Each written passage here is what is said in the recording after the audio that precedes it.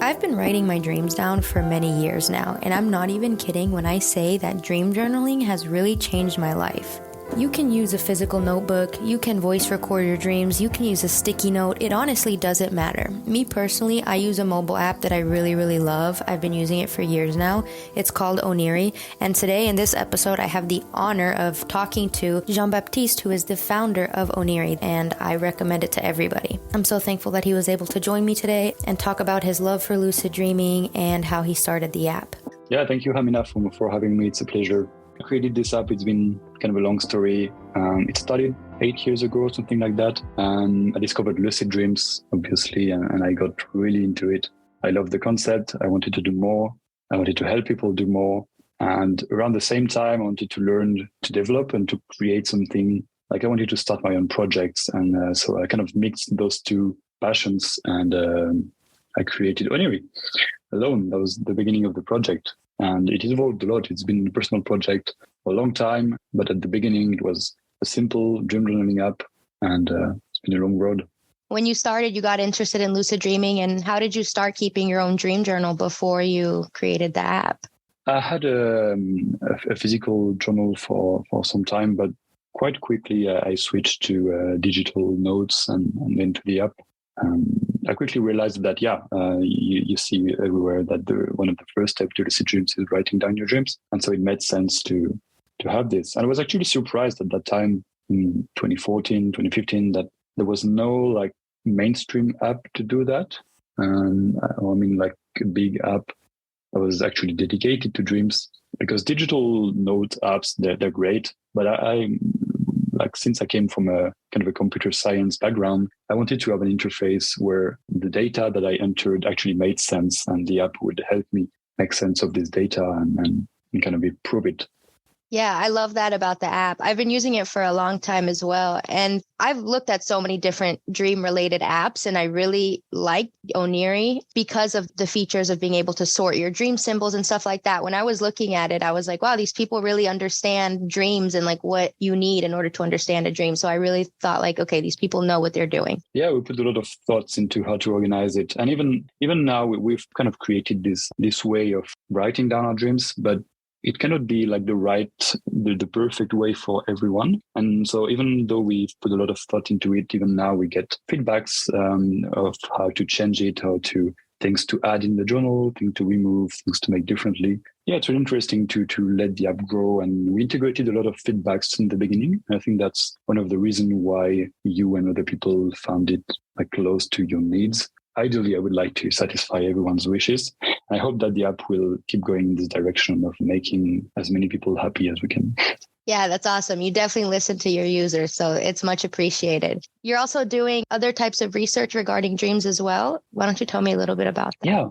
Yeah, exactly. So even though the app started as a dream journal and then we evolved on the lucid dreaming part of the app, how to integrate the techniques and other tools, I discovered along the way other ways to interact with our dreams. For instance, there's now a whole section dedicated to analyzing our dreams. And that's something that I didn't even think of at the very beginning. This came to me with, again, feedbacks and ways to develop the project. Another thing is this research collaboration that we're trying to develop. While I was working on this project, I realized that there's a whole area of research working on dreams. And actually, it's also growing, same as the interest of the general public, of us in dreams. The interest of researchers is also growing. It's starting to be a new trendy subject in the research of sleep and wellness in general. And we kind of opened a door in this area of the potential things that we could do and how we could, we kind of opened a new way to study dreams. And so I've been talking a lot with dream researchers, and it's been really interesting to see how they were doing things in the past and what we've enabled. Basically, we brought them a community of people that are really passionate with the dreams. And it's something that they had trouble with since then. It's hard for them to actually find people out there in the wild that are ready to spend a lot of time around their dreams. But we are this community, and that's kind of what we brought them. And so, we've been conducting a few studies. I think the first one was 2 years ago now. Yeah, the first study that we did was about dream journaling and creativity. And we looked at how writing down our dreams can help us to be more creative and actually better at problem solving. We found this result, and that was really cool. Now we're more working around lucid dreams, trying to develop new techniques and trying to find new ways to understand dreams and lucid dreams. So we have a lot of things going on in the research area, and we have many more to come, and I'm excited about that. That's awesome. Definitely amazing. I love that you're getting into the research because the science has been catching up, like you said, but there's such a need for like just more conversation around it and more experiments and just like more general information about it. So I think that's cool that you've been studying not only lucid dreaming, but answering questions about what purposes our dreams serve and, that kind of stuff. Yeah, it's a pleasure for us to be able to do that. And it's really interesting. I believe that science will play a big role in developing the way we interact with dreams. Yeah, for sure. So where do you see the future going with it? Like what else still needs to be addressed? And like, what's your hope for the future in terms of like dream research? Well, there are those different areas within dream research. As I said, I think one of them is trying to understand really dreams. We're starting to have a good picture of why we dream, but there are still many things that are quite unclear. I believe many things to be discovered around the biological nature of dreams. That's one thing.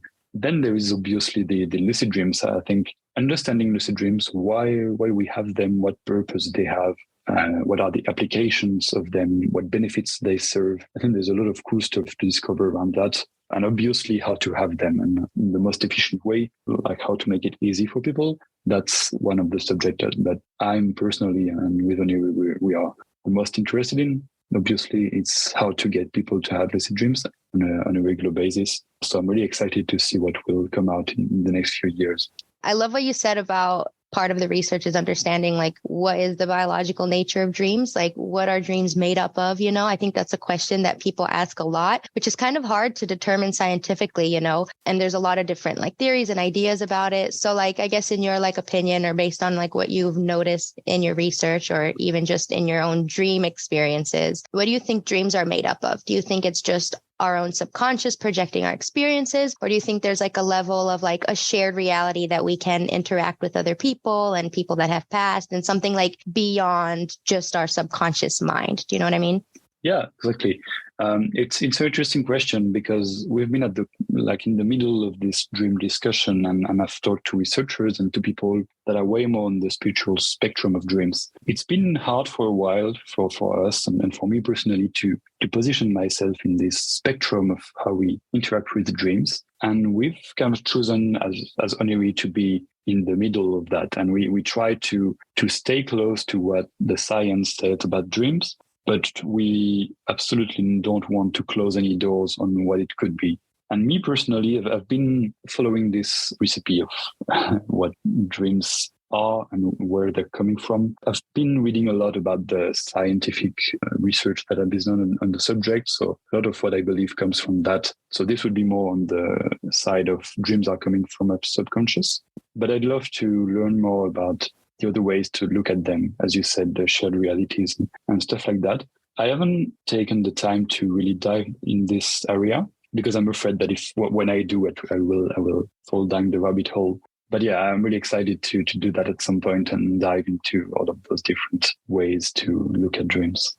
Yeah, for sure. I'm science-based too. I have a science background. So like I understand like the value of like evidence-based research. I think that's a good stance that you're taking because, science is constantly evolving and constantly learning new things. And we're constantly proving and disproving hypotheses. It's really good to like stick with what we know, but also have the idea that we don't necessarily know everything. There's a lot of anecdotal evidences and dream stories of people having the same dream and shared dream experiences. Like we do hear these stories. So I think there's definitely something there to explore. So I'm excited to see where you go with it. Yeah, me too. And I've seen more and more researchers trying to think outside the box, really think outside of the normal psychological and neurological way. It's kind of one of the most interesting research I found is when scientists try to look at the broader spectrum of dreams and astral projections. And I love that the research is going in this direction. And I can't wait to see what they will find, because obviously, as you said, there's a lot that we don't know.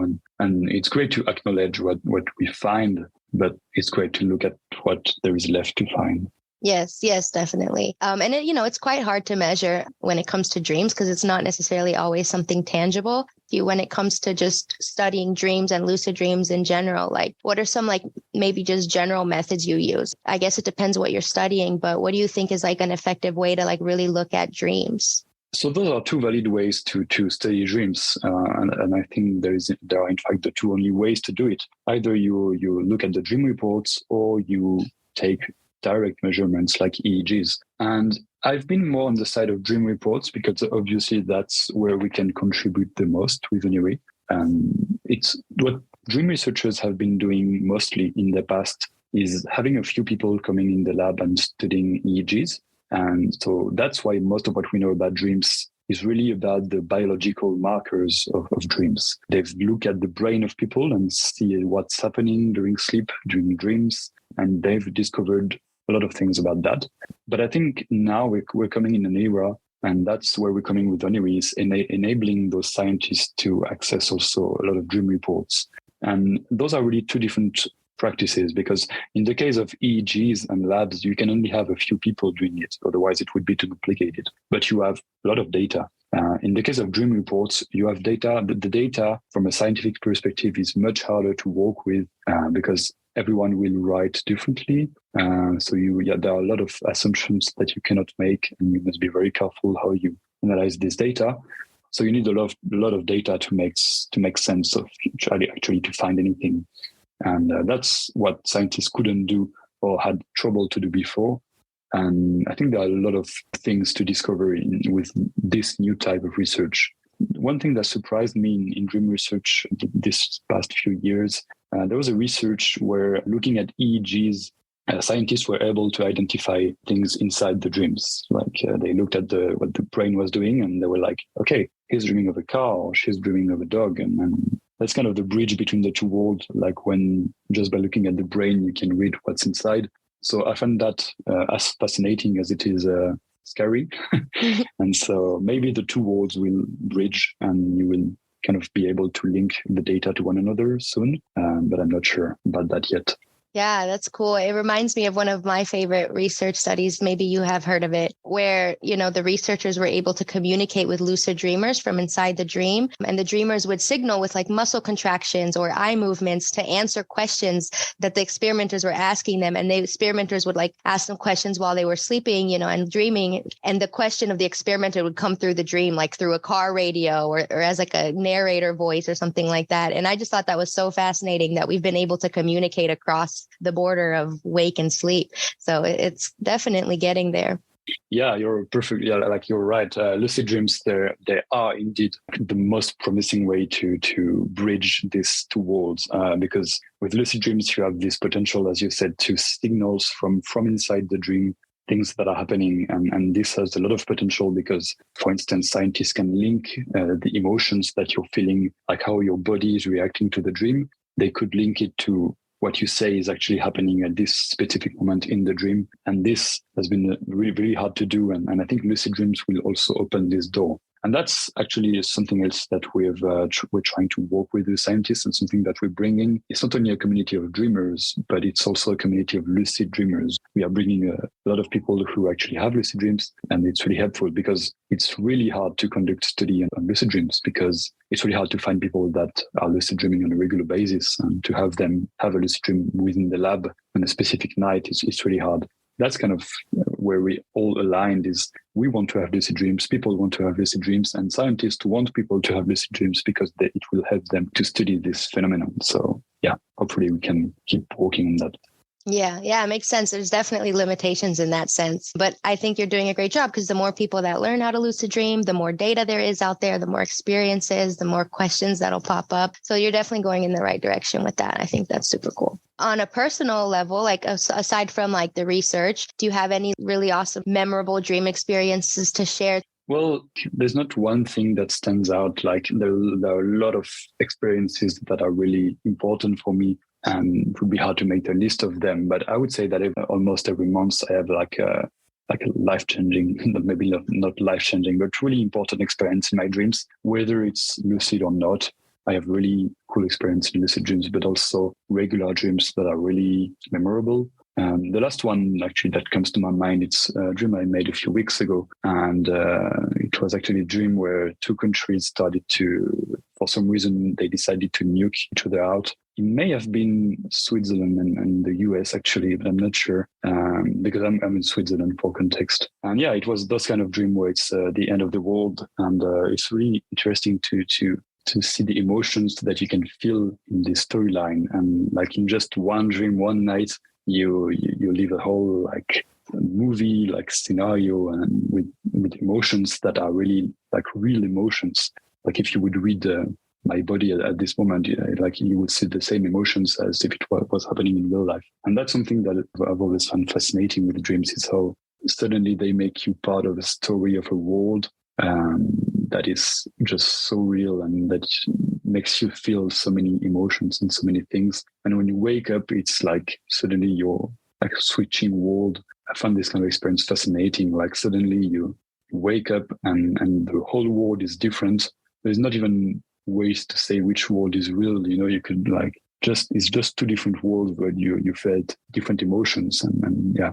Have you heard of those dream experiences where people will like have a whole life in their dream and months will pass and the seasons will change and they'll raise kids and they'll go to their jobs every day and then they'll wake up and they're just like a 17-year-old going to high school the next day and they're like mourning this life they just had, and all these emotions and memories are just as real, because you had this long, vivid, real experience and now you're like, oh my God, what happened to my family that I just spent 9 months with, and that has always blown my mind on so many different levels. Yeah, it must be like really fascinating. I haven't had this kind of experience, but I can definitely see that this could be happening, and the emotions, like what you would feel when you wake up. It's like there's an episode of Rick and Morty, like I don't know if you've seen this show, but there's an episode of Rick and Morty that kind of replicate this idea where like you live a life and suddenly you come back to the beginning.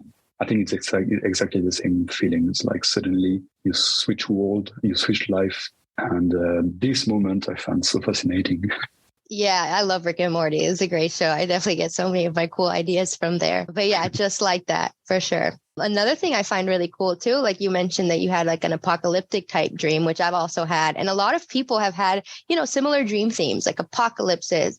Around the pandemic, people had a lot of like illness, dreams and stuff like that. So I definitely think that like with all this current like existential, conversations going on online, people are having more types of similar dream experiences. So how do you think, like, I know you've maybe done a little bit of research on this as well, but current events and just like as a collective, sometimes how does that affect common themes in people's dreams? Or maybe it's among like regions or communities or different cultures. Yeah, it's a really good question. We've done some preliminary research on that. We haven't segmented it to specific regions or communities or things like that yet. We will do that in the future, but we've already seen some expected but still surprising results. For instance, two events last year. There was the war, obviously.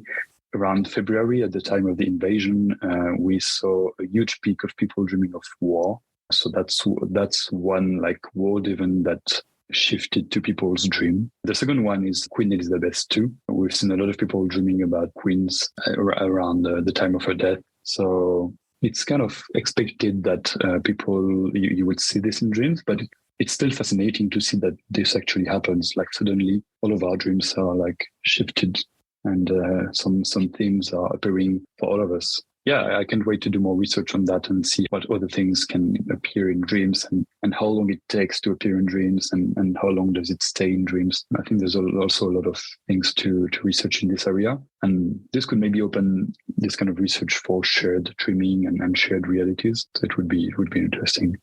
Yeah, it makes sense, because our dream content is composed of things that happen to us and things that are on our mind and, world events and things like that. So that part makes a lot of sense. And what I find really interesting, which is where the questions start to come up for me, is like, if you dream of Queen Elizabeth dying before she dies and then she dies next week, that's kind of like, okay, how would you have known that? And that's happened as well. So, things that it's like when it happens here and there, you're like, okay, those are just anecdotal stories. But the more it happens, you're like, this is raising some questions. Yeah, you're right. I hadn't thought about that, like studying things happening in dreams before real life. But that would also be awesome, like to in fact, study this effect. Yeah, it's interesting because it's happened to me before. So I'll just tell you my personal experiences. It's happened to me quite on a few occasions. And sometimes it'll be something very random, like a moment of my life, like I'm having a conversation with somebody and they say the exact same thing and the exact same movements of like a random dream snippet that I had. And because I record my dreams, I'll look back and I'll be like, oh my God, I literally had a dream of this moment. And it'll be something totally random, like the way that they picked something up or whatever, And then another time it happened to me, it was like an entire day sequence of what I did. The dream was a little bit different. Like in my dream, we were in an apocalyptic town and we were doing certain things. But the day that I remembered it, I hung out with the same person. We got in their car. We went to the same place to get a massage. And in this dream, I did the same thing. I hung out with that person, got a massage, things like that. I didn't realize it until the moment I was with that person and they said something that they said in the dream. And I was like, wait a second, this happened in my dream. And it was just crazy. And I was like, people are going to think I'm crazy if I talk about this, but this happened in my dream. It was like about a month prior. And I pulled up the dream and I was like, look, we did the same thing. And then they even noticed like something in my dream. They gave me like a necklace or something. And then they were like, oh my God, the necklace. Because earlier in the day, they like showed me a necklace that they got or something random. It wasn't like exactly how the dream went, but it was like certain aspects of it were like lining up, which I thought was pretty fascinating. Yeah. It's one of the things also that makes dreams so special is to see all of those experiences that we have. Like it's also happened to me a few occasions, but it's really fascinating, those kind of things. Something that came to my mind when you said that is also, I don't know about you, but by writing all of my dreams, I've started to create this dream memory life. It's happening more and more to me that I'm in a dream or I'm in real life and I've seen things in dreams, in previous dreams. And I kind of constructed this database of dreams in my past, and remembering them, it creates this new kind of experience where it's happening more and more that I see things in real life or in dreams. And I'm like, oh, I had this thing like a long time ago, this thing, this city, this place, or this, situation. It's crazy. That's one of the cool things that I love about like writing down my dreams and don't forgetting them. Yeah, definitely. There's so much value in it. I've noticed that too, because I'm going on a couple years now of recording my dreams. And I don't know if a lot of people do this, but I go back sometimes and read old dreams, just like remember them and like just think about them. And yeah, it's interesting to see connections and memories pop up. It's really like an interesting feeling. Yeah. And it's really interesting because when I read some of those old entries that I wrote down in my journal, I completely forgot about those dreams. But when I read them, I feel like all of the dream happening again with the emotions. And it's just so fascinating. And this is interesting because one of the purposes of dreams that has been found so far is to kind of do this work of removing emotions from memories so that you can think of previous things that happened to you without feeling those emotions again. And that is something that dreams are supposed to do, that they do most of the time. And when they don't, it creates problems. And this is linked to PTSDs and other kind of disorders like that. So this is one of the functions of dreams that we identified. And it's funny that this happened in real life. Like if you would read something that happened to you in real life, you wouldn't feel those emotions again because the dreams removed them. But if you read something that happened in your dreams, then it seems that the emotions stay and are not removed. They just stay with the memory. And so I think that's part of explaining why when I read those old dreams, I kind of feel those emotions again in a way that I don't usually with normal memories or things that happen to me in real life. Yeah, that's definitely interesting. I've always been fascinated by like the concept of memory and dreams and how the mechanism of remembering things compares in waking life to dreams. Because to me, it feels like when I think of a dream I had last night, I'm remembering it as if I'm thinking about what I did last night. So it's similar, but yeah, that'd be a cool thing for science to go into. That's a whole other, rabbit hole of scientific research as well. You've been dreaming for a long time, since before it was cool, which I love that. So do you have any like advice, just general advice for anybody interested in like understanding their dreams or getting deeper into, learning how to lucid dream and stuff like that? Yeah, well, if I had to give one thing that I found the most important is like it should not be a sprint, it's a marathon. So you have to stay motivated. And I think that's the most important part.